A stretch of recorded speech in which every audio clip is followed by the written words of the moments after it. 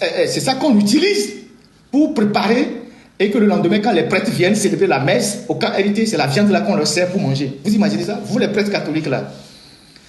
Écoutez-moi très bien.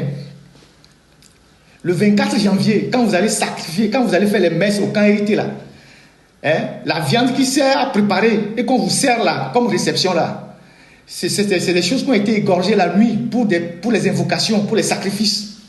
Et vous allez là-bas vous manger. C'est ça. C'est ce qu'ils font. C'est ça. Donc, il y a ça. Il y a ça. Donc, il y a le 13 janvier. Donc, cette nuit, ils vont le faire. Sarakawa, ils vont le faire. Ils vont le faire au camp hérité aussi, Sarakawa.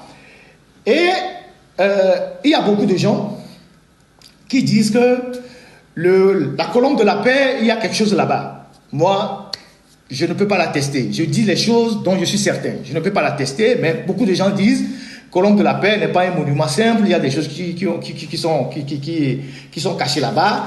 La seule chose que je sais est que dans les années en mars 93 et en janvier 94, lorsqu'il y a eu l'attaque du camp hérité, le lieutenant Tokofai, qui est un redoutable soldat togolais, a essayé de descendre la colombe. Peut-être qu'il en sait quelque chose.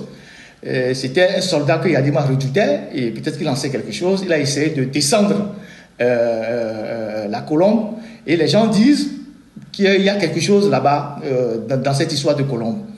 Et donc, Tokofai et Yadima en avaient tellement peur parce que c'était un officier très redoutable que dans les contacts qu'il avait avec Rollis pour normaliser leurs relations, il y a eu deux attaques. Il y a eu l'attaque de mars 93 et puis l'attaque de janvier 94.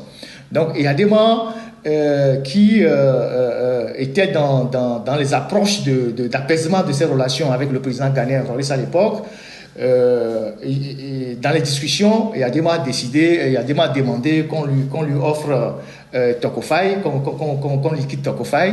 Et les Ghanéens, à l'époque, n'ont pas voulu se salir les mains. Ils ont accepté le principe et ils ont ouvert un couloir et une unité togolaise est rentrée au Ghana avec la complicité d'un indicateur. Et puis, on a assassiné Tokofai au Ghana. Et entre-temps, et Yadima abritait aussi un opposant à Rollis, qui était très redoutable, qui se faisait entraîner avec ses éléments à Kpewalaba, vers Bafilo. Et ce monsieur, on le surnommait japonais. Donc c'est un gars qui voulait déstabiliser le pouvoir de Rollis. Et donc, quand les Ghanéens ont accepté, ont autorisé qu'on liquide Tokofai au Togo, et Yadima aussi, a liquidé ce monsieur japonais à travers un accident qui a été provoqué et ce monsieur, on n'a pas retrouvé son corps jusqu'à ce jour. C'est comme ça que chacun s'est débarrassé de son ennemi avant qu'il ne scelle la paix. Et entre-temps, il y a les terroristes de 86, ce qu'on a appelé les terroristes en 86, les gens qui sont venus. Il y avait quelques soldats ghanéens dont Yadima avait conservé les corps au Togo et donc dans le processus de ce rapprochement entre le Togo et le Ghana,